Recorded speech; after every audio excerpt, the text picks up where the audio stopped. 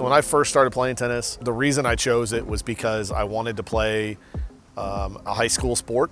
Due to the fact that I drive around in a 300-pound piece of metal, that eliminates most sports right off the bat because it would be too dangerous. So it was either tennis or golf. To this day, I can't tell you why I chose tennis. I went out, I started, I realized I honestly couldn't really do it. I figured out that the only way that I was going to get stronger and get enough practice was just hitting against a wall, because nobody wanted to play with me. Who was going to waste that much time playing with me? I mean, I couldn't hit the ball more than 10 feet.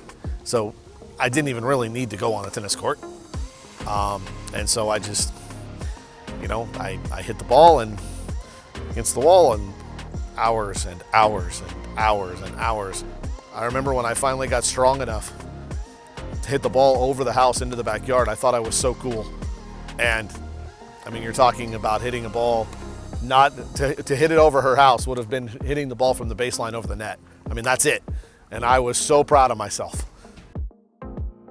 Somebody at my school came up to me and they said, "Hey man, there's a wheelchair tennis clinic today at one of the clubs." And I looked at them and I go, "Man, just quit messing with me. Come on, the wheelchair tennis doesn't exist." I went to the school library and went and looked in the newspaper and I read it and I was like, wow, the wheelchair tennis clinic. This guy named Randy Snow, who's apparently #1 player in the world, is gonna come. All right, maybe I should go. So I went, and that's where I started. And been playing competitively internationally and doing well, really hit the international scene since 2000. And, in some ways it seems like forever ago, and in other ways it seems like yesterday. I don't know if it's really gonna hit me. Honestly, I mean, I knew there was gonna be some interviews this week, and I knew it was gonna start to hit me, and I'd probably start crying, and I may here in a minute. But, I don't really know how to describe it. I mean, I know every athlete that, has been playing for a long time has gone through it. But, to think that the kid hitting against the garage door, I mean, I didn't even know what I was doing. Where it's taken me is, I don't know how to explain it. The Masters is right up there, I mean, for me, the Paralympics are probably the biggest, and the Grand Slams. And after that, World Team Cup, Masters, that it's right there. I believe David and I have won it 11 times. But, being that it is the year-end pinnacle tournament, yeah, I mean, it means a lot to be the record holder for that, for sure.